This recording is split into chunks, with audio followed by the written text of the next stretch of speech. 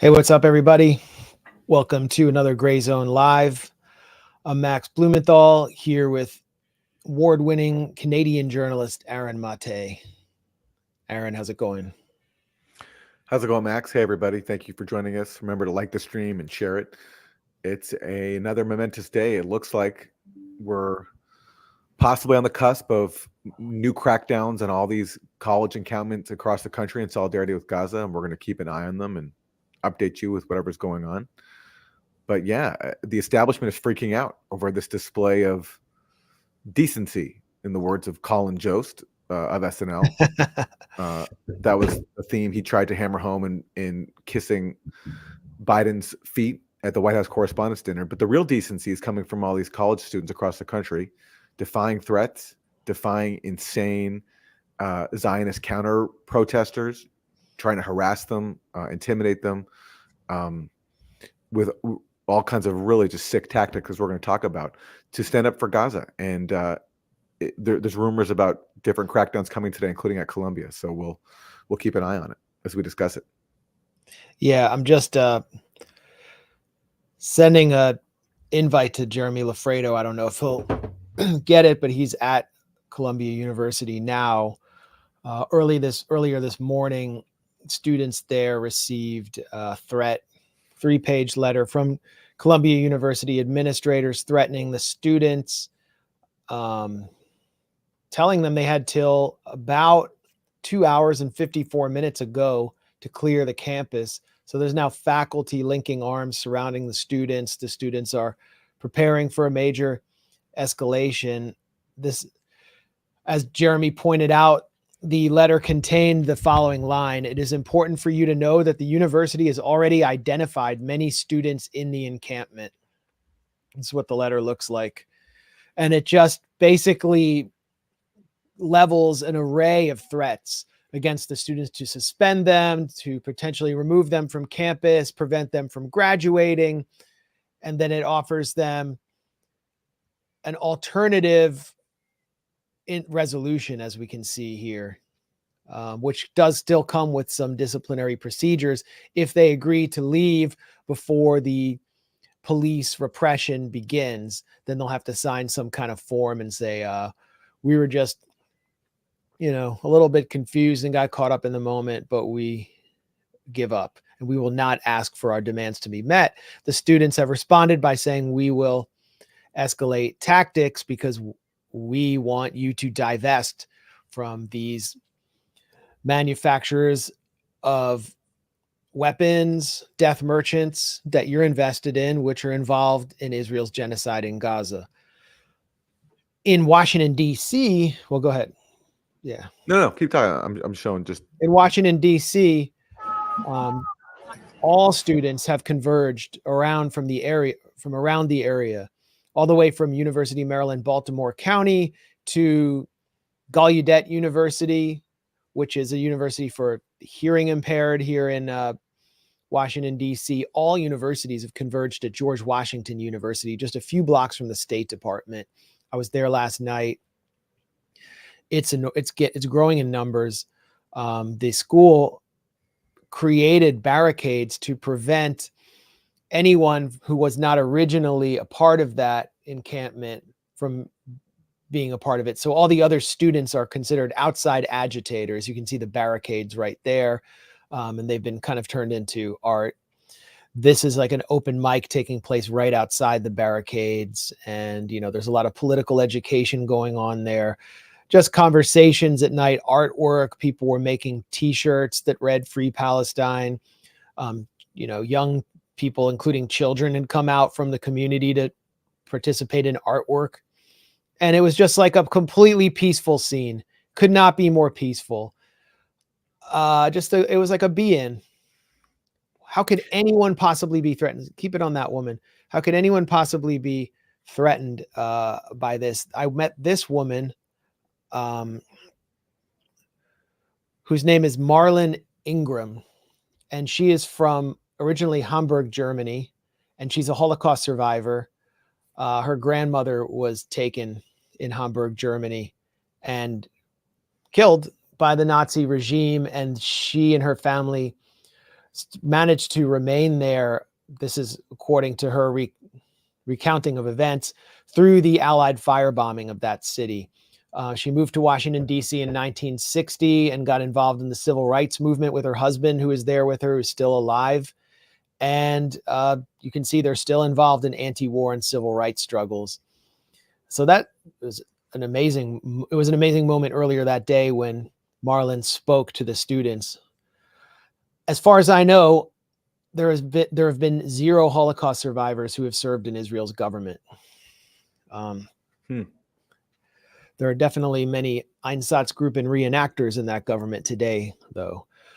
So George Washington University administration, which like Harvard, University of Texas, Columbia University, is heavily invested in the arms industry, in companies that are involved with Israel, and has buildings all around campus named for prominent Zionists. I think that there's one building named for one of the major funders of Hillel. Yeah, that's a funny little, someone put a Post-it note on the School of Media and Public Affairs at George Washington that said complacency this way. I think they could have said complicity. But those, those administrators demanded that the DC Metropolitan Police Department crack down on the students. And the DC Metropolitan Police said, sorry, they're not involved in violence or property destruction. We learned a lot of lessons from 2020 during the BLM protests, and we're not going to do it. So the administration is more repressive than the police. This is a Washington Post headline. DC police rejected George Washington University's plea to sweep out university protesters. Wow. And this is happening at other campuses too, where the police are saying, we really just can't do this. It's going to hurt our image, and we're here to enforce the law, not to enforce political objectives. What are the administrators doing here? Like, what is the justification for this harsh repression that's taking place right now? Like right now, Texas state troopers, the same ones who failed the children at Uvalde, are brutally beating students at UT Austin, pulling them apart one by one as they form a circle on the central lawn at that school. What have they done? Apparently, I mean, this is my takeaway. I can't really figure it out. What they've done is they've been accused of anti-Semitism. They've committed speech crimes and thought crimes. And even if they were anti-Semitic, hate speech is protected under the First Amendment. So I don't know what the legal justification for these crackdowns is. And I am sure that if they were doing this for something more like benign and officially sanctioned that actually benefited elites, something like climate protest, there wouldn't be these kind of crackdowns. There wouldn't be this hysteria. This is all about the university administration being controlled by wealthy donors who are essentially determined to protect the political imperatives of the foreign apartheid state called Israel. That's my take. I don't know, Aaron, are you fine? Do you see anything illegal these students have done? Illegal, no. I mean, it's their campus. Are there laws against setting up a tent on a campus? Not that I'm aware of. I think the school's arguing that it's against their policies in terms of how you're allowed to assemble. But I mean, exactly. If this was for a different cause that wasn't such a threat to the establishment, there's no way we'd be seeing this crackdown. I think that's a fair thing to say. And also, as you talked about the hysteria, there's such an effort right now to paint these students as anti-Semitic, even though the only known examples of anti-Semitism actually come from Zionists. There was at a school, I forgot where, but where someone yelled "kill the Jews," and that was actually a Zionist protester. But yet pro-Palestinian protesters or anti-genocide protesters were the ones who found themselves getting arrested. And so, of course, we're going to see these weaponization of anti-Semitism claims. And, I've said this before, even if there weren't a single Jewish person taking part in the anti-genocide protests, which of course there are. There's been Passover services and Sabbath Shabbat services held at several of these protests. Even if there wasn't, for some reason, a single Jewish person there, it would still be just as ridiculous to call these protests anti-Semitic. It's obvious. I mean, it's dumb to even have to explain why. But because these supporters of genocide are so desperate, that's the tactic that they're using, and the media is picking up on it, of course, because that's all they do. Let's watch that moment that you mentioned. One of many, many hate crime hoaxes taking place under the auspices of woke Zionism, a fake at Northeastern University, a fake hate crime that got 200 people arrested. Mic check. Mic check. Got it. Okay. Kill the Jews. Anybody on board? Anybody on board? You take chance for it. Let's watch that again. Okay. Kill the Jews. Anybody on board? Anybody on board? You take chance for it.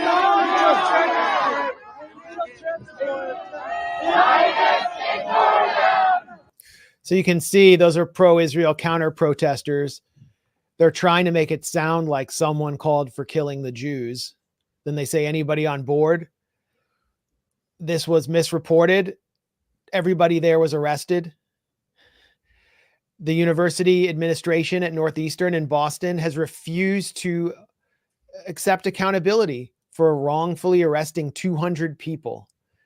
And they've said that the fact that anyone said kill the Jews shows how volatile and dangerous these protests are, even though it's the people, the force being protested against. And I mean, you can even see that mainstream media, like the neoconservative Daily Beast, which is normally, on the side of any establishment force, reported that pro-Israel protesters were responsible for this fake hate crime. Around 100 protesters were arrested. So sorry, it was 100, not 200, on Saturday at a pro-Palestine encampment at Northeastern University, but not the one whose hate speech got everything shut down. So that guy, the hoaxer, got away with it. And this is the reason why that Daily Beast article was good and accurate, I believe Layla Al-Aryan pointed this out on Twitter, was that the reason why that was an accurate article is because it was written by an intern at the Daily Beast, like someone who's not like high level. So that's why there was actually some accurate journalism from the Daily Beast on this. Otherwise, I don't think that aberration would have happened.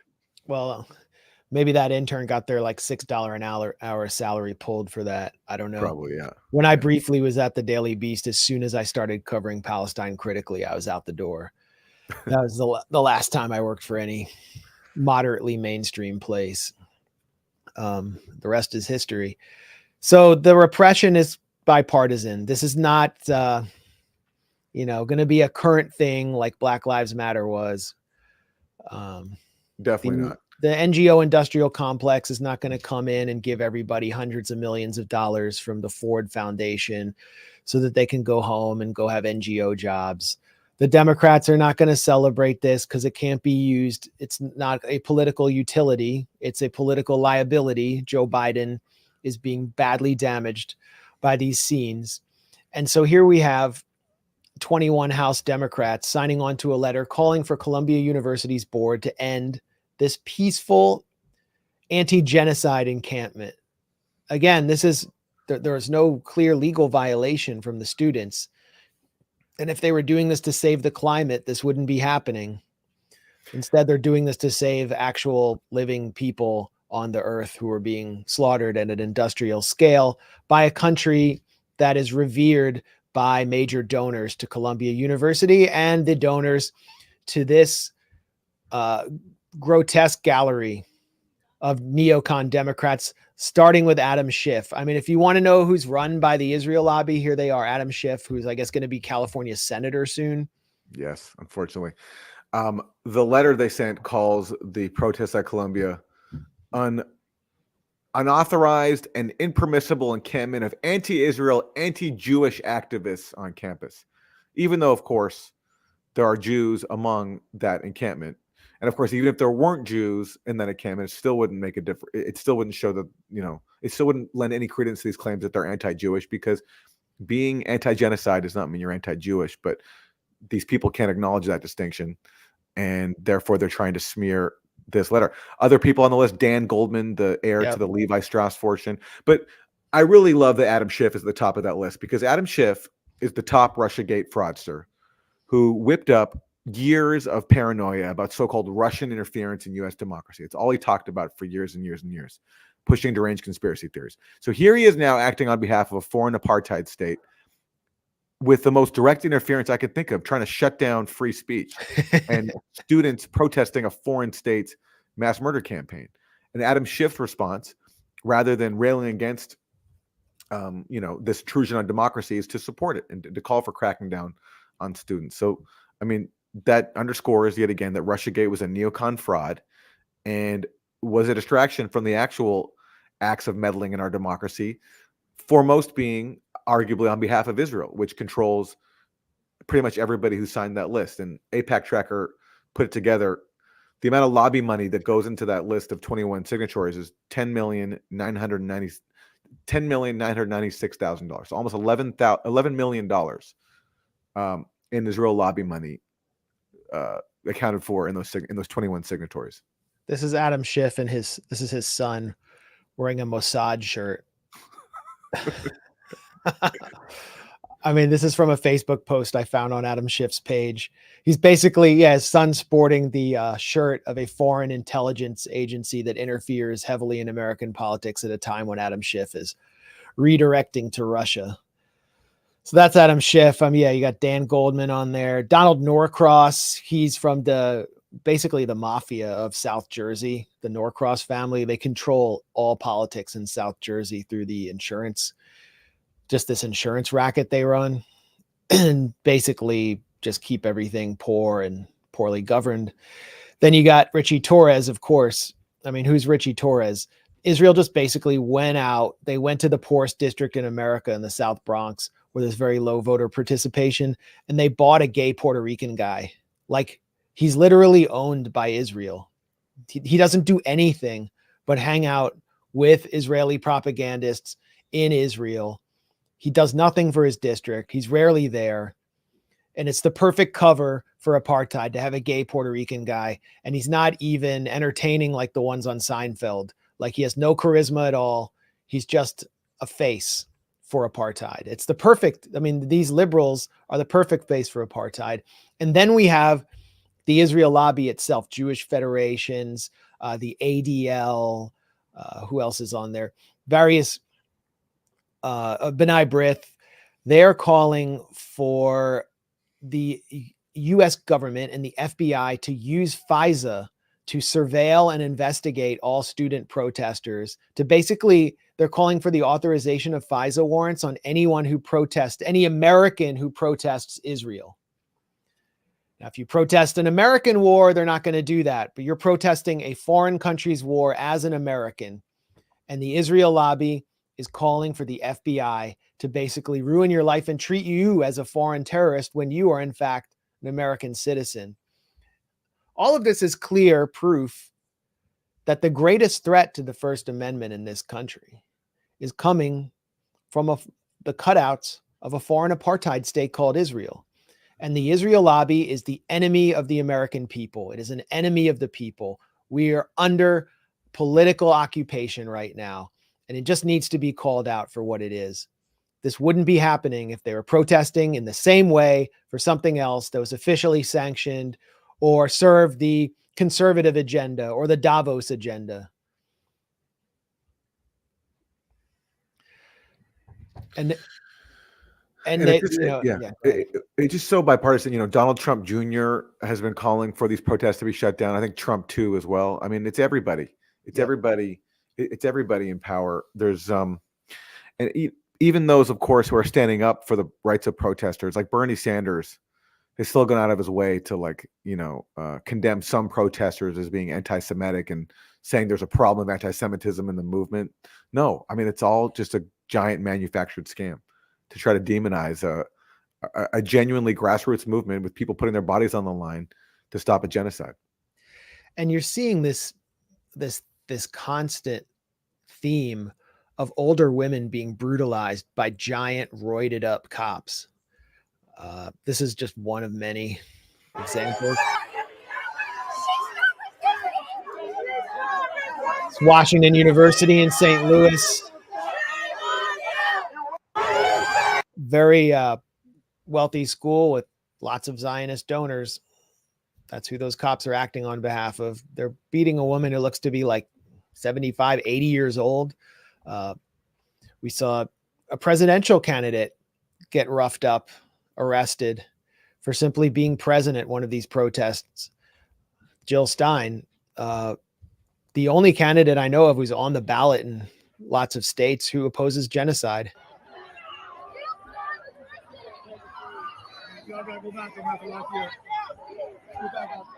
That's Jill Stein being walked away after she attempted to lead a negotiation between the cops and the students. She was subsequently charged with assaulting an officer. She's a ferocious presence. Wow. Where's the woman, as Sina Tusi, an American Iranian analyst pointed out, where's the Women Life Freedom crowd to protest this relentless brutalization of older women by gigantic cops? We're not seeing it. Medea Benjamin as well. Yeah, well, we'll get to that because we're going to do the White House Press Correspondents Association dinner. Here's another example of criminal activity by the police chief of the Arizona campus police. He's the guy in yellow. He's dressed in civilian clothes, and he's destroying private property in order to prevent the students from coming back. We'll watch that one more time. And this is, ABC exposed him. So, I mean, this is happening across the country right now. At the University of Texas, you showed that people are being beaten.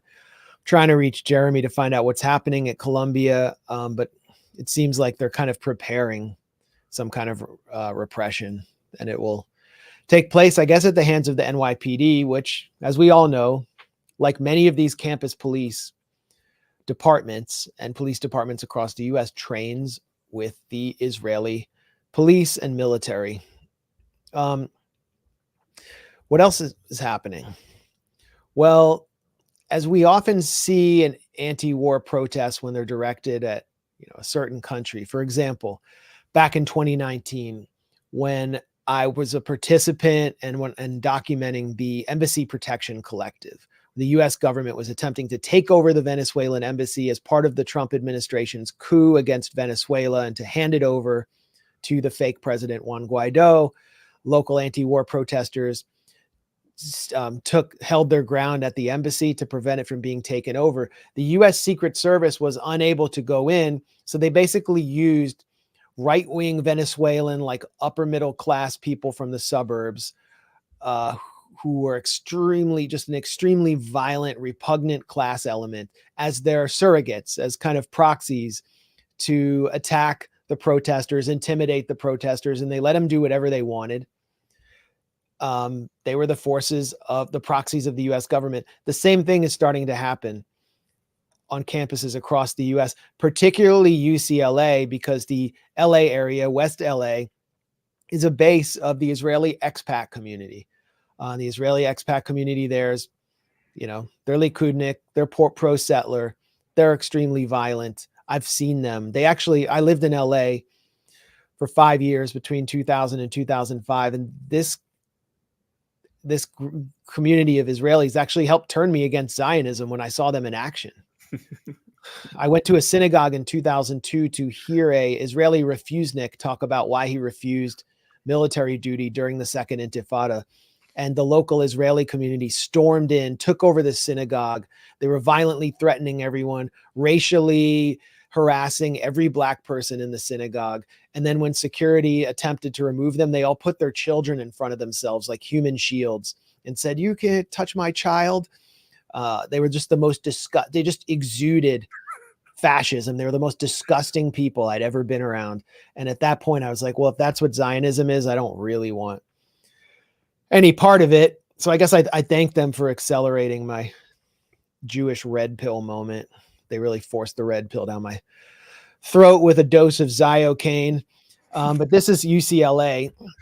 There's a big protest there. So, of course, the Israelis come out, and let's watch some of their highlight. This isn't a very good look at her, but let's watch it again. I hope they rape you. I hope you were raped, she's saying. I mean, I've lost count of how many times a Zionist has been caught on video wishing rape upon a supporter of Palestinian rights. It's like it's some weird thing they have. They're constantly accusing Hamas of sexual violence, even though we've debunked that whole thing. And in fact, maybe we'll talk about it later, but there's a new letter from a group of journalism professors in the US calling on the New York Times to review its big Hamas sexual violence story, because as they point out, it's riddled with errors and obvious holes. I mean, as we documented months ago. But there's something about Zionists, they love to wish rape upon Palestinians and their supporters. It's like, it's weird. It happens constantly. I don't know of any other group that is so committed to wishing that other people suffer rape. But it's a thing for them. I just remember, the confrontations with the Venezuelan expats, the regime change, pro-regime change, neocon Venezuelans, and it was just like this. It was the only other group. I guess I've dealt with, the right-wing Miami Cubans. They're similar to this, and Ukrainian nationalists that I've encountered. They just tend to wish violence, death, and rape on you. But the Zionists are really a special class of disgusting. Or sharmuta, they're saying sharmuta at an Arab woman, which means whore or prostitute. And then she's mocking her for wearing a hijab. That's like the one Arabic word Israelis all know is sharmuta. I like this guy. Can we get like a full screen of him?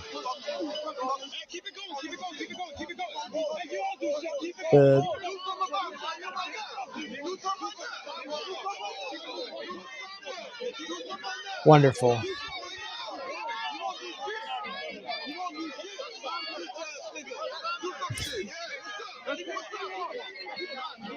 Yeah, and then he spit on them. And well, that'll get us demonetized.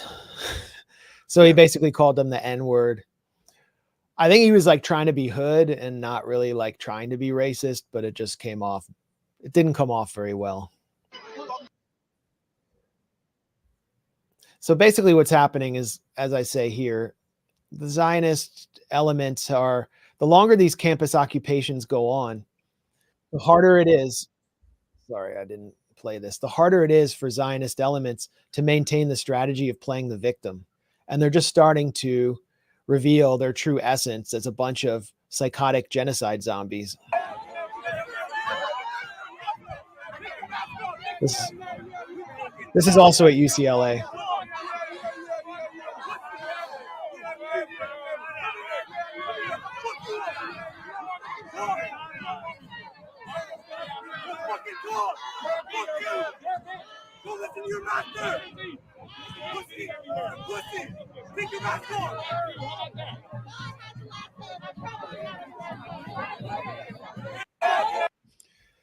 Yeah. Well, let's talk about Jonathan Greenblatt for a second, because he's the head of the ADL. He's been showing up at some of these campuses. He's been calling for crackdowns, basically inciting violence against these college protesters. He was there at UCLA. They got a huge they're obviously so scared by this. They invested a lot of money. They got a massive screen, which they set up outside the UCLA encampment. He addressed it. He's chanting things like Am Yisrael Hai, like this jingoistic nationalist fervor. And he recently said that basically groups like Jewish Voice for Peace are a proxy of Iran. He said this on, where else? MSNBC. About time that the presidents and the campus administrators across the country started again simply saying, you got to play by the rules. I mean, talk about the height of entitlement, right? Thinking that you can just act with impunity wherever you want. You know, it's funny. We're talking about Sounds like Israel. minutes ago. Iran has their military proxies like Hezbollah, and Iran has their campus proxies like these groups like SJP and JVP. That, I mean, look at them. I mean, this is literally like a demonstration in Tehran, and you can't believe it's happening in Morningside Heights. So, as you know, President Shafiq testified before Congress on Wednesday. She did. So he talks about entitlement. I mean, talk about entitlement on behalf of a foreign apartheid state calling for cracking down on free speech and college students, and then libeling them as being proxies of Iran. He mentions SJP and JVP, Students for Justice in Palestine and Jewish Voice for Peace. Yeah, and I mean, what is his salary? And that guy, I mean, he okay, a lot of those students come from privilege, but what they're doing is noble. What Jonathan Greenblatt is doing is confecting anti-Semitism in order to increase his paycheck. I mean, if there was no anti-Semitism, what would Jonathan Greenblatt do? He doesn't have any practical skills.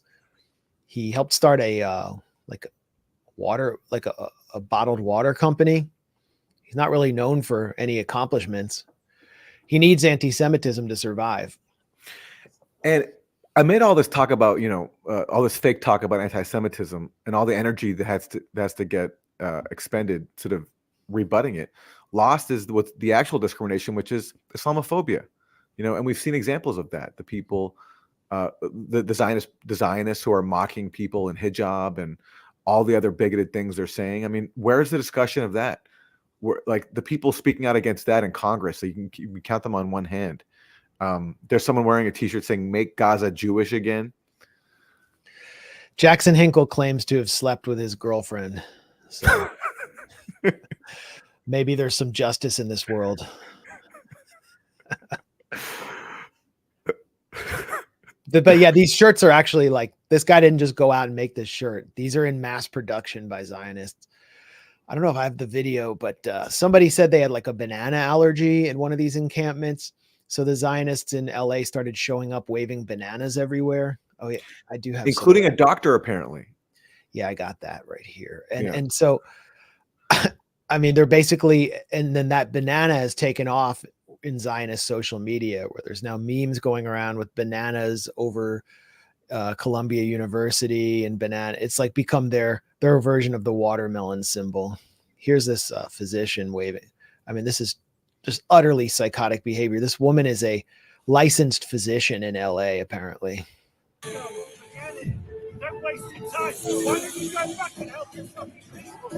Not that woman, but someone in front. Anyway, you get the point. They all brought out bananas to wish death by allergy on those protesting. They're showing 47 minutes of a loop of October 7th footage on a giant screen. They are calling for people to be raped, to be murdered. They're calling people the N-word. And 21 Democrats are taking their side against those who are protesting genocide. That's the situation in the political order that we're living in. And I forgot, have we mentioned the mice yet? We have not. Okay, this yeah. So really had to have emerged from a truly diseased mind. I mean, I couldn't believe this is real. But apparently this is footage that was sent by students at UCLA. Apparently, Zionists threw a backpack full of mice at them. And you can see the mice scurrying around on the floor. It's kind of like a good metaphor for themselves.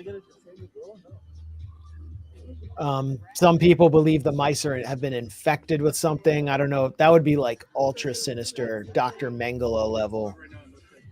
I just think they're mice someone bought at a pet store to freak people out. If anyone has any stray cats, bring them to Westwood, to Los Angeles, Westwood, UCLA campus. There's a call for stray cats now.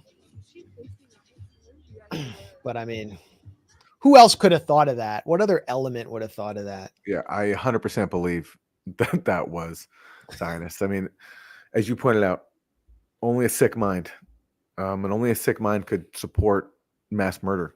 And so, of course, they're going to do stuff like that. I reflexively now believe everything said about them. I just do. I mean, how can you not? How can you not? I believe, everything said about them and nothing they say. Exactly. Let's bring this home a little bit. I mean, I mean, this is a generation of students that does not have as much of a future as our generation did. I was on campus in the 90s. I went to UPenn, where, protests are taking place. They'll be harshly repressed. Princeton wouldn't even allow any encampment at all, for the obvious reason. Their donors won't allow it. And when I was at school, there was one protest the entire time I was on campus. I went down Locust Walk. I saw all these finally having a protest, all the normies. I was like, why are they out here protesting? It turned out the university administration had banned beer and alcohol from campus for one weekend because someone got alcohol poisoning and went to the hospital. And so that triggered the only protest. That is what the university administration wants. It wants to go back to that time during the 90s, at the end of history, after the collapse of the Soviet Union, when there was no competition to empire, when U.S. hegemony and unipolarity was at its highest point, and things in the United States felt like it almost felt like, especially after the LA riots had cleared, that there was really nothing to protest. That's what they want. They want total conformity. And what I saw when I was at UPenn was total conformity, complicit, just absolute careerism. I remember there was a line up and down Locust Walk for a speaker, and I thought, who could this incredible speaker be? Is it, I don't know, Oliver Stone was really famous at the time. Is it him? Is it Noam Chomsky, this radical that we keep hearing about? It was Warren Buffett. That's what the students were lining up for. That's really funny. That's what they want. And they're not having it because these students, they've just grown up on bad culture that they're rejecting, a failed media, a failed political system, a failed economy, with just runaway inflation. They're not going to be able to, it's impossible for them to buy homes unless it's going to be impossible unless they're going to be extremely wealthy. And then many of them do come from privilege too, but they actually have an internationalist mindset, and they know people from around the world who've come to this country, especially since the US blew up the Middle East and created waves of refugees.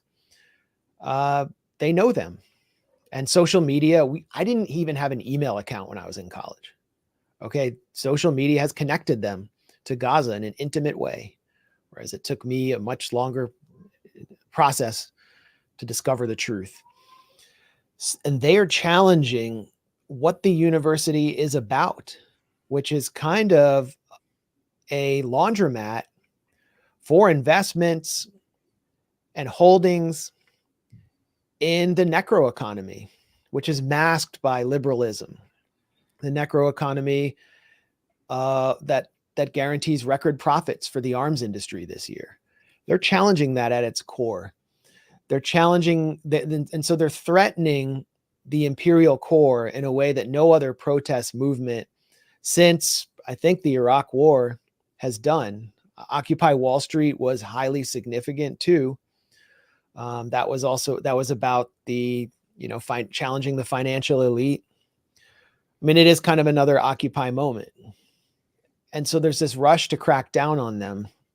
And at the same time, there's a rush to divide people, to split them between left and right, the same way that people were split during the pandemic, where opposition to the mandates, opposition to the lockdowns, we're still feeling the damage from the lockdowns, was politicized. It was made into a right-wing cause. And yeah, most of the people protesting it initially were right-wing, but I tried to look at the issue on its merits. I opposed the mandates and the lockdowns. I spoke at rallies against it alongside people who I never would have agreed with otherwise, who come from a completely different philosophical viewpoint as me. Some of them were even like just complete grifters. And people in the crowd, I mean, a lot of it looked like a freak show. A lot of it reminded me of the Tea Party. It didn't matter because they were right. And so now you see right-wingers doing the same thing, including people who oppose the aid to Ukraine, who say they oppose endless war, who say they don't like having all their money and their tax dollars shoveled off to pay for these foreign wars, and who have accused the Biden administration of money laundering by shipping money to Zelensky, which goes right back to Raytheon and Lockheed Martin. Well, the aid to Israel is the same exact thing. That's what these students are challenging. And it doesn't matter if they have blue hair and are all wearing N95 masks. If you're just looking at the aesthetics of it because they're woke or whatever, you are a complete tool who believes in nothing. The only thing that matters is they are right. These students are right. And what they're doing is noble. So I support them. And anyone who opposes endless war, right or left, should too. And unfortunately, there's no, like, for people who, relate to what you just laid out in terms of being consistent in your political views, no matter what the issue, there's no political force right now, organized political force in the country that embodies that. Where, if you're a Democrat, you can find a Democratic politician, a few of them, who oppose arming Israel, but you can't find one who opposes arming Ukraine. And Democrats, the few of them who are defending the free speech rights for Gaza solidarity encampments, they were not defending them for people who are out there protesting mandates and the lockdowns. And so it's a challenging moment politically, but it's so hypocritical to watch like Rebel News, which did awesome work on the Canadian truckers. Now they're all for arresting all these protesters. Oh, they're awful. They believe in nothing. They No, just they're literally terrible. believe in nothing. Yeah. They have no principles at all. And it's just so obvious. Yeah. But you can say that about both, like, also House progressives, for example. They also believe in nothing. I mean, it's great that there's a few of them who are standing up to Israel, and they faced horrible attacks for them, and they should be defended from them. But then you look at their votes on Ukraine, unanimously voting to fund the proxy war, to give the military-industrial complex another, $61 billion or whatever it is. The same people who briefly called for diplomacy with Russia over a year ago and forgot about that. So it's just, you can't find consistency anywhere. But of course, right now the immediate issue is Gaza, and so that's where our focus is, and it's, I think the job now is to defend anybody who stands with Gaza, but it's just looking overall, the broader picture, it's hard to find any kind of political force which has consistent principles.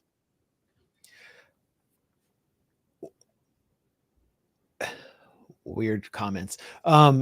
Jack Posobiec, MAGA influencer, pro-Israel guy, former naval intelligence. He said what every right-winger who believes in the First Amendment should be saying, which is that these students should not be getting arrested and should have their free speech rights protected. He said it. Okay. All right. Okay. That's rare. I don't have the tweet in front of me, but why is that so hard for them to say? Because they're threatened by they're threatened by the aesthetics. It's really what it is. They're triggered by it. They're like BLM, Soros, woke. Yeah. It just shows how juvenile their political program is. Then the other issue beyond free speech is just what you mentioned, the feeling of being disenfranchised and voicelessness, and the voicelessness of this, what marketers call Gen Z. They're now having TikTok taken away from them, partly because it helped spark these protests. That's what this is about. Beyond Gaza, it's the idea of Gazification. And we mentioned how Columbia University has said that students have been ID'd on campus. George Washington University administrators are saying the same thing. They're preventing students from re-entering campus based on visual identification. What are they using to ID them with? Facial recognition technology. So it's sort of like Palestine is the laboratory, and this movement is a laboratory for a much wider agenda. So if you oppose the biomedical security state during COVID, I don't know how you cannot oppose this or see how that whole agenda was initially tested in Israel through a sweetheart deal between Pfizer CEO Albert Bourla, who is himself an ultra-Zionist, and Benjamin Netanyahu. Israel was the first country that got full vaccination. They got the Pfizer vaccine for free. Every Israeli got it. And that's how I knew it didn't work, because every Israeli got COVID soon after that. And then they went into lockdown.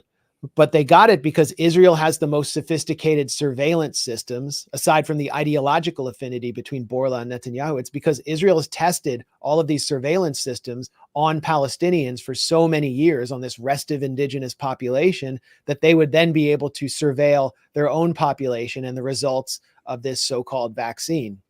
So Palestine is the laboratory, and we're seeing this laboratory play out across the US on campuses. Those are the arguments I would make to conservatives, but really, I don't think I can make them. I mean, we're not dealing with people who are being intellectually honest. What we're dealing with is just a complete bunch of hypocrites. Yeah, and there's also, among conservatives, in my experience, the ones I've dealt with, just a huge amount of Islamophobia. Yeah. They just internalize so much bigotry that they don't even realize, and they assume reflexively that Israel's in the right. And anything to do with, like, Arabs standing up for themselves, they just inherently reject. And so it's like the same. How do you reason with someone like that? It's not about principles. It's about their own bigotry, which they're blind to. And, so forget it. Immediately, all of them just took Israel's side after October 7th. And I've had I've tried to engage with some people I know from, the work I did on Russiagate, and so I gained sort of an audience among some conservatives then, and so I'm trying to engage with some people, but it's just, with most of them, I find it to be pretty hopeless. So yeah, I know conservatives who have no idea about the work I do. That are like people I grew up with, or people I just know around the DC area, and they'll say, "Hey, you work with that guy Aaron Mate, right? I love that guy from Real Clear Politics. He did such good work on Russiagate." Yeah, but then it's like it all just stops there. Yeah. So everything just gets put in a partisan echo chamber and doesn't get out. And I think what I've been hearing about some of the actions is it goes both ways. Like certain activist groups, I'm not going to do any internal criticism, but certain activist groups have been just freaking out about speakers if they don't check off all the culture war boxes from the left. They'll be like, oh, that speaker's anti-trans. That speaker said, the wrong thing on, this culture war issue. And it was actually there was a recent event that just blew up over that. Many people watching might know what I'm referring to. That's the way that the elites, those who are behind the administrators, that's how they get their way in this country. And it's pretty sad to see, because I see so many similarities at this point by people who identify as left and right. And I see the kind of the ideological barriers breaking down, but there's always a new one that can go back up. And we should, mention, since we're on Twitter, X, and I mean, it's a perfect example of, I think, one of the reasons why people on the right or conservatives are just so viscerally hostile to these protests. Just look at the way Elon Musk has reacted to it. He is simultaneously waging this campaign supposedly for free speech in Brazil, while he's supporting the ultimate crackdown on free speech in the United States. And Twitter X has just banned the grandson of Nelson Mandela, who is on the flotilla, which was supposed to sail from Turkey towards Gaza, but has been blocked under US and Israeli pressure. No one knows why he is banned. Kit Klarenberg remains banned. The people who threatened violence against Kit Klarenberg are not banned. Nobody knows what really gets you banned on Elon Musk's Twitter, but Elon Musk is sucking up to the biggest threat to free speech in the West, in the Israel lobby. And do you remember when it all started? It all started. Yeah, go ahead. Well, when he actually tweeted something anti-Semitic, right? Like didn't Elon Musk tweet something that was, or he shared something that was actually anti-Semitic, and he got a huge response. Like he had a backlash from the ADL, and so ever since then, he's been sucking up to them. And he tweeted the ban the ADL hashtag. Oh, that Keith Woods, who's a groiper, started. Okay. So, I mean, it all started with Elon Musk calling to ban the ADL. And that's when I was like, you know, Alien versus Predator. Like, I was so happy that Elon tweeted that because, you know, the ADL needs to be destroyed in order to protect whatever's left of the First Amendment. But the next thing you know, he's in Auschwitz with Ben Shapiro. Yeah. And he's retweeting this call from Benjamin Netanyahu to censor U.S. college students. Now he's retweeting that. Here he is responding to Shai Davidai, that fanatic Columbia professor who's been trying to, you know, snitch on Columbia students who defend Palestinian rights and, you know, incite violence against them. Here he is telling Shai Davidai, the young on the left are obviously already openly anti-Semitic.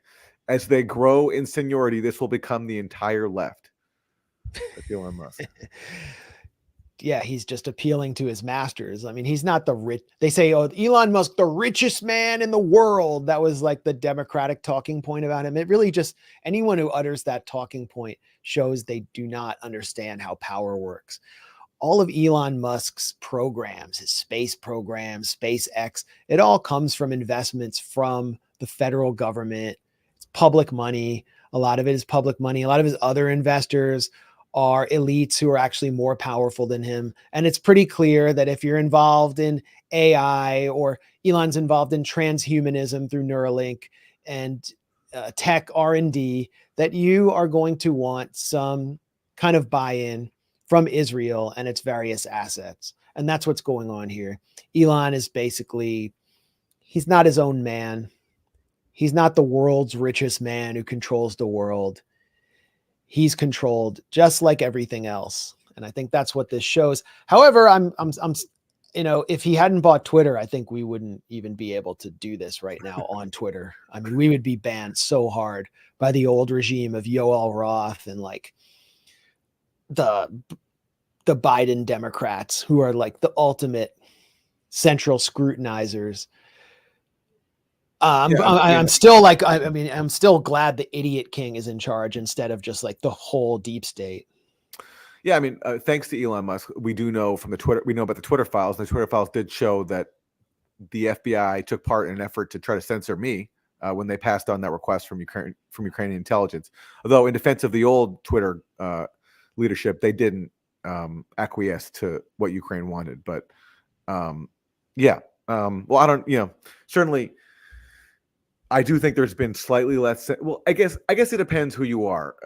You know, certainly now Palestinians are facing a huge crackdown on Twitter and their supporters. And, you know, Elon Musk is he's a bit more heterodox when it comes to Ukraine. So maybe, who knows, to speculate, but certainly he's gone out of his way to kiss the ring of the Israel lobby. And speaking of which, the New York Times, I just want to show this headline. This is the top New York Times homepage right now. And maybe the New York Times doesn't matter as much as it used to because they're just such a joke. But look at this headline. Universities face an urgent question. What makes a protest anti-Semitic? Pro-Palestinian student activists say their movement is anti-Zionist, but not anti-Semitic. It is not a distinction that everyone accepts. It's just so pathetic. It's just so desperate. How is there a question? Yeah, exactly. How is it even a question? And meanwhile, you have, as we talked about, you have open displays constantly of Islamophobia, but there's no article on that. There's no, you know, they leave this question open to try to distract from the actual bigotry going on. And the actual genocide going on. Yeah. I mean, as long as we're debating the feelings of one of the most pampered, affluent social demographics in the U.S., we are ignoring what you could call the wretched of the earth. Children who are waking up under rubble each day. I mean, right now, basically, people in Gaza are in the dark. This is the time Israel bombs. In Rafah, there has been intense bombing for the past several days. And when you go to bed, You wonder if you're going to wake up at all in Gaza. I've had that experience, not at the same level, because I was in what was considered sort of a protected area because a lot of journalists were there. Israel wasn't doing the same level of carpet bombing they're doing now, but you still had that feeling. You hear the drones come in, you hear the bombing all night. You wonder if the roof is going to collapse on your head. You wonder if you're going to be extracting your son or daughter, mangled, maybe alive, from the rubble. That's what they're going through in Gaza. And the New York Times is debating whether students protesting that hate Jews. And who are the Jewish students who are constantly whining about anti-Semitism? So many of them. And I saw the way they were being organized at George Washington. So many of them are actually semi-professional Israel lobbyists who are backed by billionaire elements, who are being coached. They're not like authentic, just Jews who just happen to be walking through campus, and then all of a sudden some anti-Semites step out from behind an alley and start beating them with truncheons like it's Frankfurt in 1936. No, that's not what's happening. There's that girl, Sahar Tartuk, who said she was stabbed in the eye. It turned out someone waved a flag near her eye. She previously had been complaining that Yale University's dining hall was anti-Semitic because they referred to couscous simply as couscous and not Israeli couscous on their menu. And she's a lobbyist. I mean, she's backed by powerful elements. She's not just some Jewish student. So it's a careful design. And it's important to keep the focus on what matters. Again, they weren't making couscous in the shtetl. I'm confident of that. So couscous gets stolen, appropriated, and then it gets called Israeli couscous, and then someone gets mad that you don't credit the appropriators, the theft. It's that's just so Zionist right there.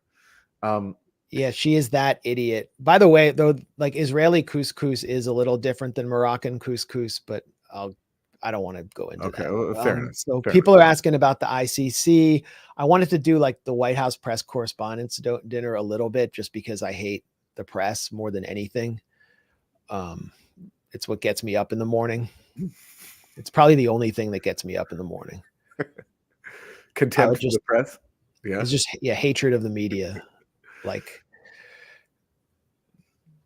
it's the only reason I'm alive, honestly, is to like hate the media. I'd otherwise just go into a deep, permanent sleep. No, I'm joking, but there's a lot to live for. I would play like adult baseball or something. Like, I'd like engage in recreational activities if I didn't hate the media so much. I mean, but you're going to understand why I feel this way when you watch this. And with my family in mind, I wanted to share one last. This is Colin Yost from SNL, which it's sort of like KFC, how it used to be. Like, they used to make chicken, and SNL used to be called Saturday Night Live, and they used to make comedy, but now they just suck up to power and suck up to liberals. And this is, his closing remarks at the White House Press Correspondents Association dinner, known as the Nerd Prom. Max, can I request, I'm sorry, this is, we should have done this producing behind the scenes, but can I request we not watch this whole, I can't listen to this guy for like 4 minutes. 4 minutes? If you where are we at? I just want the part where he like slags by. Yeah, it's a bit more ahead, like where he talks, yeah. All right, here. He's putting his finger up, so exactly, it looks like he's going to be like, but after all these jokes about your age. Yes. Okay, here we go. That he voted for you is because else will vote twice in this election using his name. He's talking about his grandfather and who his grandfather voted for. And all grandfathers are just inherently decent. But that's just how the Democratic machine works. Okay, long pause. He voted for you, and the reason that he voted for you is because you're a decent man.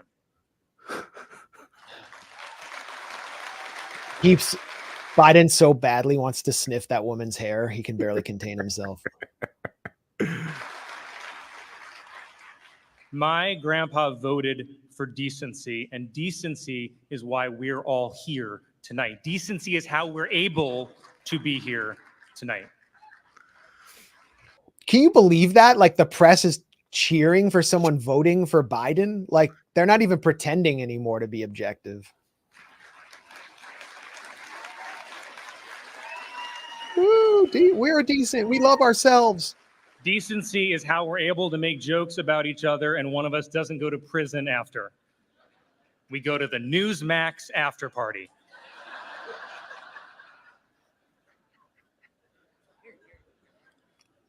And when you look at the levels of freedom throughout history and even around the world today, this is the exception.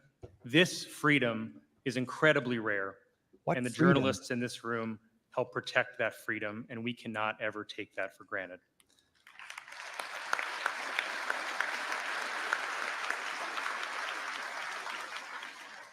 Who's that guy? That's not me, by the way. That's my like blue blood, like somewhat inbred, distant relative. I don't know who that guy is. I don't know why they're showing him. I thought it was Prince Harry for a second. Anyway, yeah, we protect freedom. No mention at all throughout this whole dinner of Julian Assange, of course. No mention. I think there was one passing mention of the 140 Palestinian journalists who were killed. Extremely passing. There was an acknowledgement that they've died. No mention of who killed them. You know, it was just in this Gaza conflict. So, you know, X number of our colleagues have died in Gaza, but no mention of, you know, who killed them, how they killed them. They were deliberately targeted in so many cases by Israel. No mention of any of that. With U.S. weapons. Yes, with U.S. backing and weapons. That was I realized that person they showed, thank you, Philip Blair, was Joe Kennedy. Representative Joe Kennedy. So one of the Kennedys that endorsed Biden. They had. Did you see the endorsement, by the way, of the Kennedys for Biden? I missed that. I'm not going to show it now, but it definitely helped RFK Jr. And Trump a lot. And they all seemed like much weirder versions of RFK Jr. Like they had the same voice and everything, but they were just so unrelatable and off-putting that the Biden administration just made a great ad for their opponents.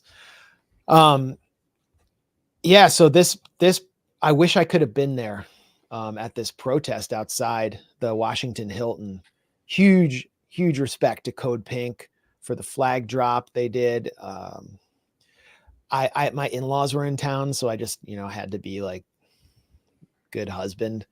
So I couldn't go. This was like the one protest that would have connected with me emotionally, but would have been more emotionally potent for me than any other, just because, as I mentioned, the only thing that gets me up in the morning is hatred for the media. But yeah, here's some of the most satisfying footage. I was like up till 2 a.m. just watching this on loop. I wanted it to like put it on an Oculus and like have it in VR.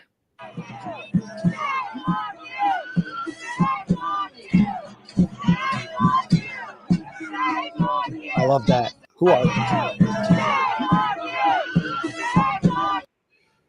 This is the walk of shame for the press that's going to basically celebrate Joe Biden, Genocide Joe, and say nothing, do nothing in solidarity with the 140 Palestinian journalists killed, more than in any conflict in our lifetime in a much more abbreviated time period. Here's the flag drop. This was conducted by Tig Berry of Code Pink and Medea Benjamin.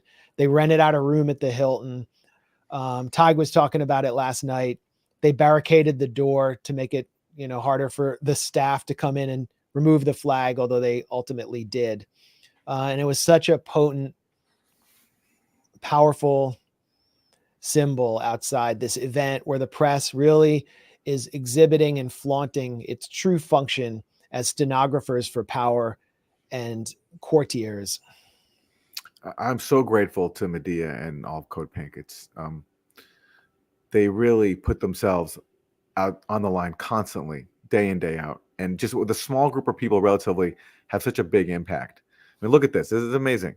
As everyone inside is celebrating this party for stenographers, they're there reminding the world of Palestine and all the Palestinian journalists that have been killed with U.S. weapons. And then inside... here's some more protest footage. Just to show you the size and scale of it. It was a very large protest. It's amazing. So you were saying... Well, then inside, what happened to Medea? She got assaulted by security. Yeah, I got footage of that right here. Yeah. And it was an assault that injured her. White House Correspondents dinner in the Hilton Hotel, and actually had a room here. And I was standing here quietly with this sign and got so roughed up by the security and thrown out of the hotel. You journalists, come over here. Hello, journalists, come here. We're being assaulted for First Amendment right of free speech. Help! Help us, please. Help! Turns out they're not really journalists who report things. You better not be putting that. Ah! Help! Help! Ow! Ow! Ow!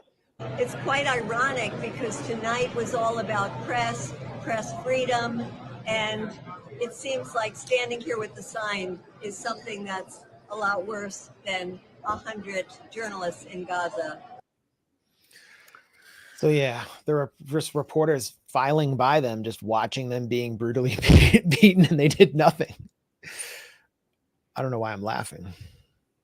Well, it's just comical. These people dress up and call themselves journalists,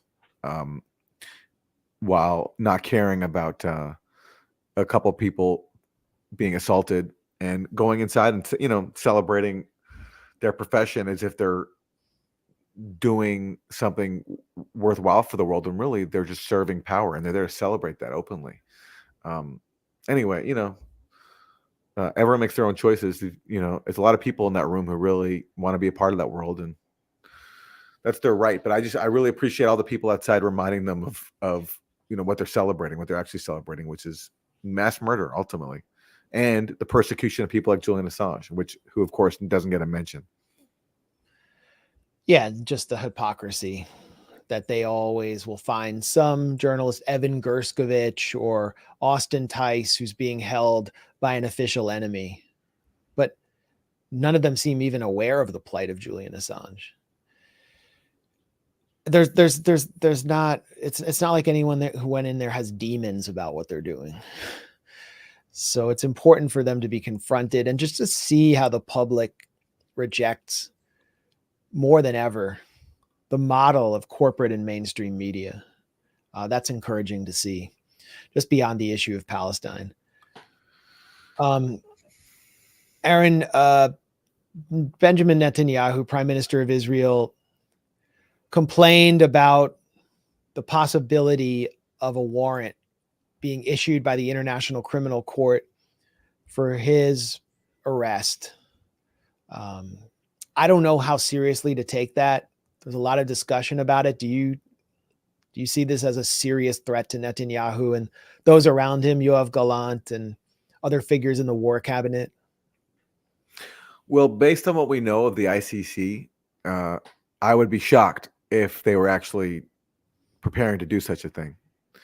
They've done everything they can possible to ignore not just this mass murder campaign by Israel since October 7th, but even before that, they just did everything they could to avoid taking any action possibly against Israel. So I have a hard time believing these rumors. I'd love to be wrong that actually the ICC is preparing to do something against Netanyahu. Based on what I know of them, there's a reason it's called the International Caucasian Court. Yeah, I would always call it the ACC, the African Criminal Court, because they would only put Africans on trial for a long time. I'd be like, I don't even know who this guy is. What did he do again? And the only white people that were put on trial were, for the most part, Milosevic, more official enemies of the US as it sought to dismantle the remnants of the socialist bloc after the Cold War officially ended. So here we have someone in Karim Khan, the ICC prosecutor, who immediately issued a warrant for Vladimir Putin. And that we covered this. I mean, we basically broke the story at the Grayzone, me and Jeremy Lafredo, that first of all, that warrant was the result of research bought and paid for by the State Department at Yale University. Jeremy actually got the researcher on the phone. Jeremy had gone to one of the so-called camps where, according to this warrant, youth were being stolen from Ukraine and then being held against their wishes or the wishes of their families. And then when you actually look in the research, you realize that they have no proof that any of this was non-consensual or that any of the youth actually had not agreed to go to these camps. And what did Jeremy find outside Moscow? He found a camp where youth from the Donbass region, war-torn region, who were under fire from the Ukrainian military, who were ethnically Russian, who spoke Russian as their primary language, were getting free classical music and opera instruction. And he interviewed them. They were happy to be there outside the war zone, advancing their lives. And this was happening across the board. Some of the so-called camps were actually literal summer camps where youth were just taken on buses to nature reserves inside the Russian Federation. The whole thing was fake. It was just completely fake from top to bottom. And Karim Khan authorized it. Karim Khan's been put into his position by the British government, which lobbied for him as ICC prosecutor. He was a key mentor to Amal Clooney, the wife of George Clooney. She and George Clooney raised money for Hillary Clinton's 2016 campaign. Her legal foundation, which claims to fight for human rights, has said absolutely nothing, not one word about Gaza. And so we would expect Karim Khan to do nothing. He also had a mission which was handed to him by his predecessor, Bensouda, to investigate Israel's crimes or allegations of Israeli war crimes in the Gaza Strip from 2014 on. And I had interviewed some of the investigators who were looking into those crimes, who were supposed to be consulting for the ICC, who had gone to Gaza to investigate. And they told me that Khan had done nothing. He had kept the whole thing frozen. Israel, actually, the Israeli government had told Israeli media, government officials had told Israeli media that they were extremely happy with Karim Khan being in his position. After October 7th, Karim Khan went to Israel, Palestine. And what did he do? He met with the family members of those who had been captured or kidnapped on October 7th, Israeli hostages and prisoners of war in Gaza. And it was only later that he made an attempt to enter Gaza. The Israeli occupation masters prevented him from entering. So now we're hearing rumors about a possible ICC warrant against Netanyahu. Given Khan's history, it's hard for me to believe, but if they have issued this warrant, it shows that the case against Netanyahu and those around him is incredibly serious. And of course, how has the U.S. responded? Well, they're reportedly pressuring the ICC behind the scenes, and they're saying that they don't recognize the ICC's jurisdiction over Israel, which is funny because when they issued the arrest warrant against Putin, they of course welcomed that jurisdiction. But now they're saying the ICC's jurisdiction doesn't apply to Israel. Right.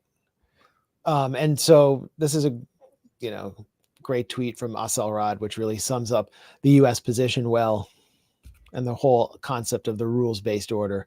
It's justified. Joe Biden welcomes ICC arrest warrant for Vladimir Putin. U.S. president says Russian leader has clearly committed war crimes, and move makes a, quote, very strong point. And now Israel and the U.S. said working to prevent ICC arrest warrant against Netanyahu.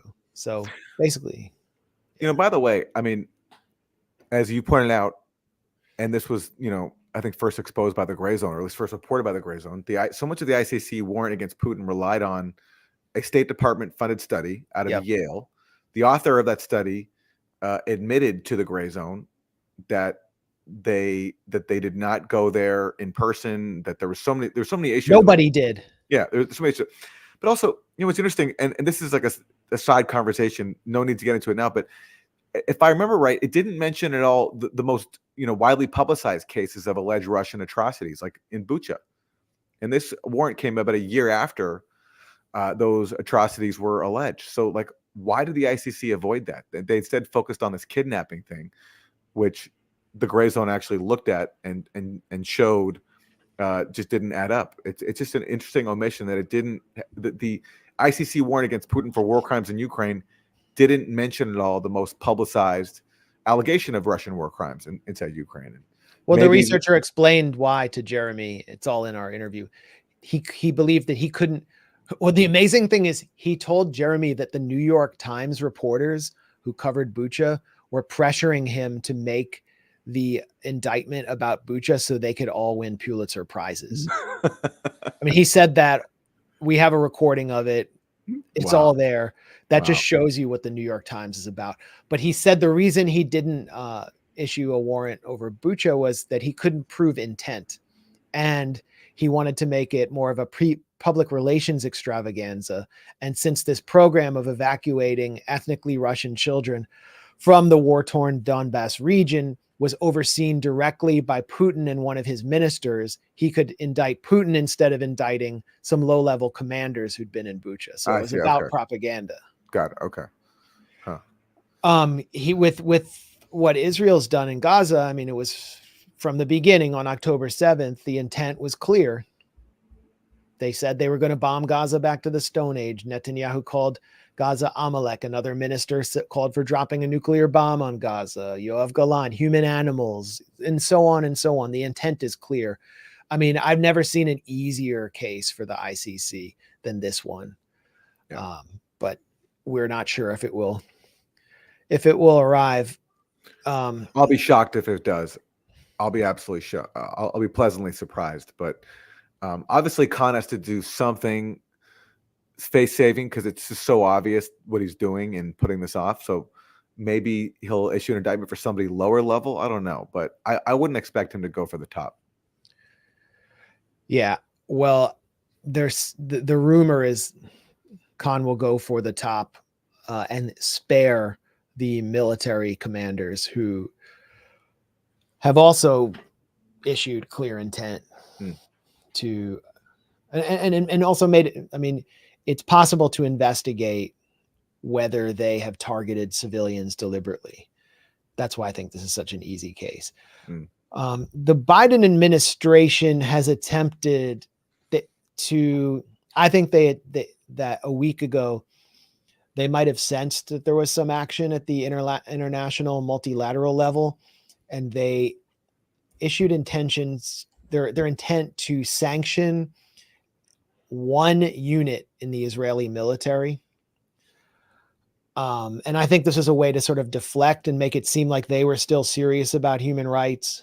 It's called Netzah Yehuda, and this is a unit that is responsible for heinous war crimes, including in the West Bank, and which is comprised of ultra-Orthodox soldiers who tend to be some of the least professional, most poorly trained soldiers, because the Israeli state is so desperate to involve the ultra-Orthodox who tend to not participate in military service and do not contribute to society, which pays for their Torah religious education. There's so much friction between them and the secular Tel Avivians, and so there's this push to get them into the military, and they created this unit for them. And they've gone out and basically tortured people in the West Bank, including an 80-year-old Palestinian man who had American citizenship, and they left him to freeze to death. His name is Omar Assad. So Blinken announced their intention to sanction this unit, but it turns out that they're just not going to do it. Biden refuses to sanction Israeli units behind gross war crimes. This is the cradle. Biden has decided against imposing sanctions on Israeli units responsible for human rights violations, despite initial plans to do so. The assessment, which has not been made public, was outlined in a letter written by Blinken to Speaker Mike Johnson. And in announcing that they were planning initially to sanction this unit, the Biden administration said that the sanctions would not delay the delivery of any U.S. assistance, and Israel will be able to receive the full amount appropriated by Congress. So they can still proceed with the genocide unhindered. But now, basically, what the State Department is saying is that Israel has provided new information and new facts, which have convinced them that they should postpone the sanctioning of this unit, which raided an 80-year-old man's home in the West Bank during the rainy season in the West Bank. It's very cold. It's very damp. It gets to be like below freezing. And they left him outside and let him freeze to death. And he's an American. So there was an interesting or revealing exchange at the State Department today. What I call like the best unintentional comedy open mic in Washington. Go ahead. Well, just to be clear, this is all for abuses, crimes that happened before October 7th. Yes. So this is like, they're not even looking at what's happened since October 7th. So they're just trying to catch up on these old cases. And yeah, initially they found 5 units guilty of crimes. Then the State Department claimed that 4 of them have taken actions that remediate the abuses. So they're good. Now there's only 1 left that they're still looking at. So it's like, even this case itself is like, there's so many levels of a cover up here. Before October 7th, not even looking at anything since, clearing 4 out of 5 units after initially finding them guilty. And, so anyway, now this. Here's Vedant Patel under questioning from a Reuters journalist. So the US government has conducted a process, found that these units have conducted gross violations of human rights. That sounds very serious, but you won't tell us what those violations were, who committed them, and you're going to continue to send weapons to them. That is a process that is consistent with the standards that we have with other countries as well. You have to remember, Israel is a country in which we have a long-standing security relationship with. Other countries similar in this grouping, I would say, would include the government in terms of the kinds of relationship we have, include Ukraine, include Egypt. And in those kinds of countries, there is a proactive vetting of the whole security universe, a constant evaluation in close consultations with our embassies and consulates, NGOs, civil society, media reporting on the ground as to assess what is happening in those countries. And so consistent with that process, I'm not in a place to share publicly the specific components of their security services in which this is applicable to. Yeah, so he's just basically saying we have a special relationship with them, so we're not going to sanction them after all. Remarkable. Remarkable stuff. And and as Aaron mentioned, this has nothing to do with Gaza. This is about an incident where basically soldiers of this unit tortured an old man to death. The evidence is there. The evidence is public. Meanwhile, atrocities continue in Gaza day after day. Day after day. We learned, Aaron's back. We learned this week that the daughter of Rifat al-Arir had been killed in an Israeli airstrike on the Al Rimal neighborhood of Gaza City. Her name is Shaima. She had just given him a grandson. So Rifat had posthumously become a grandfather after he was murdered by the Israeli government, which targeted him in an airstrike and chose him as a target, apparently because of his words, because his writing and his teachings were such a threat to the occupation. And then they came for the rest of his family and wiped them away from the civil registry, along with her husband and his granddaughter, again, who was born after he was killed. And this is all happening day after day after day, while the U.S. media focuses on fake anti-Semitism and various hate crime hoaxes. So it's important to keep the focus on why the students are protesting. Apparently, Rafat wrote the poem "If I Must Die" for his daughter. He did. Yeah. And there he is with his kids when they were much younger.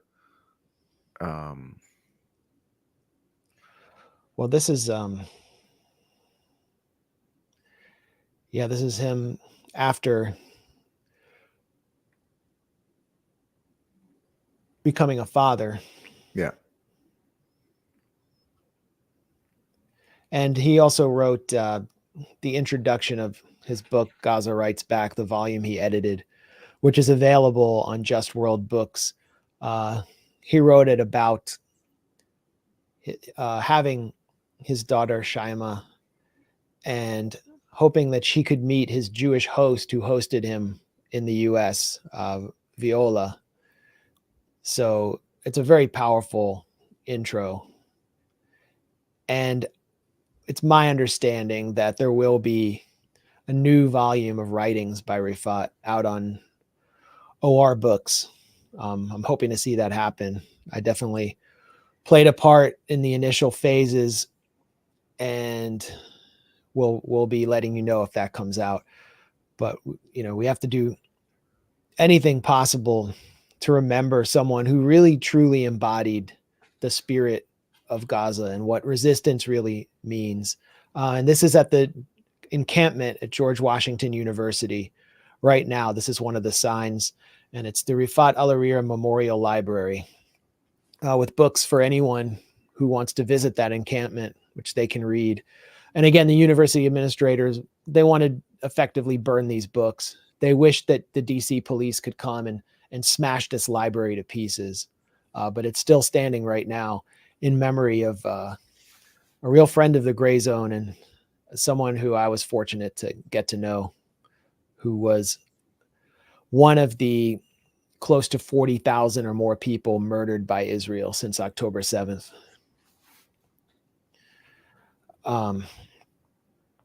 Should we do the New York Times?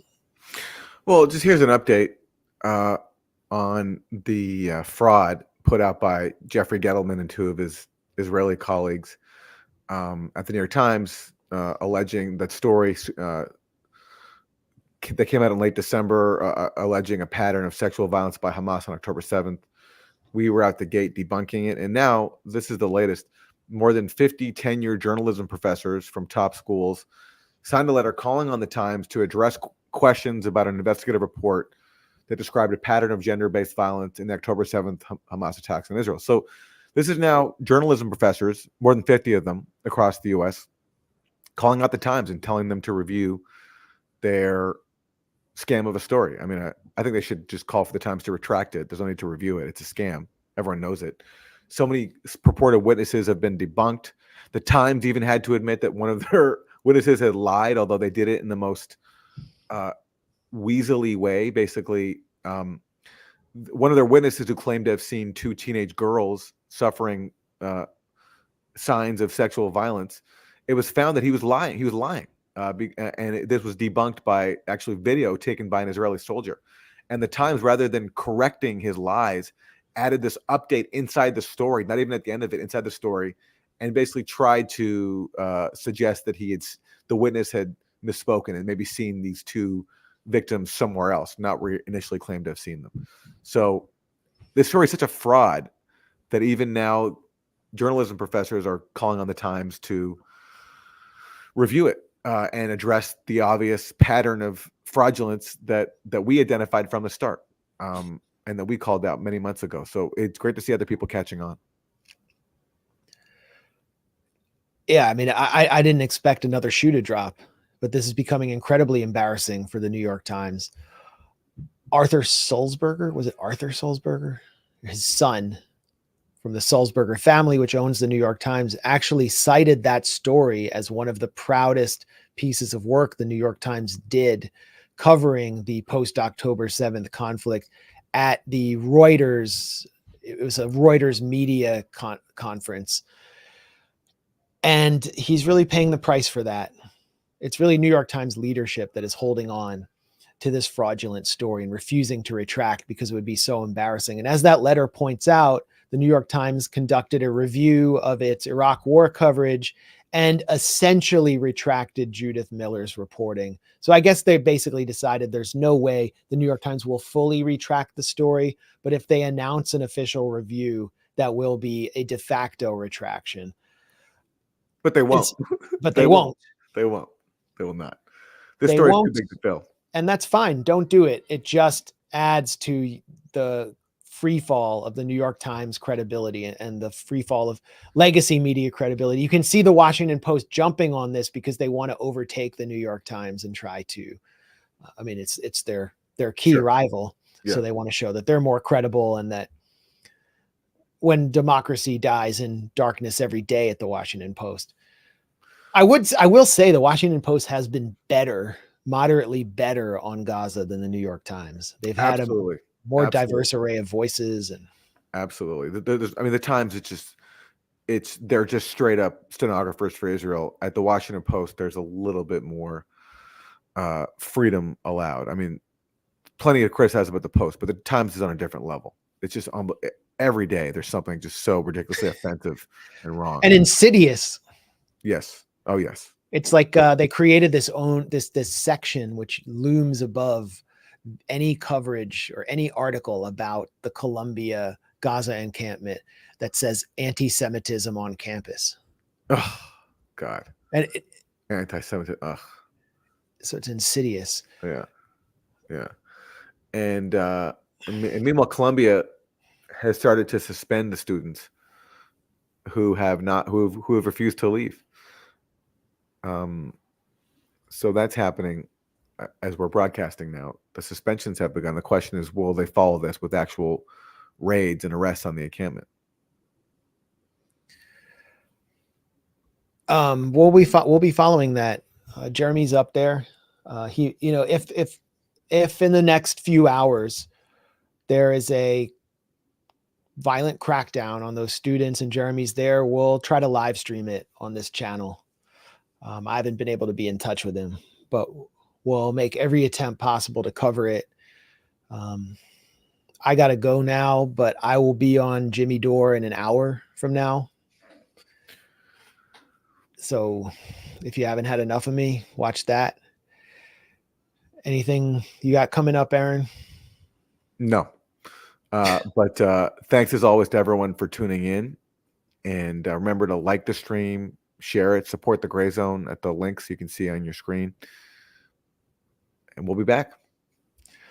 We'll be back. I'll be at UMass on May 8th too. So if anyone's in that part of the country, come see me, talk about the occupation of the American campus and the genocide Democrats, because that's what I'm going to focus on. Yes, I'm 99% sure this will be demonetized, this stream. So support us any way you can, morally or otherwise. Thank you for being a part of this. And we'll see you again next week. Peace. Peace.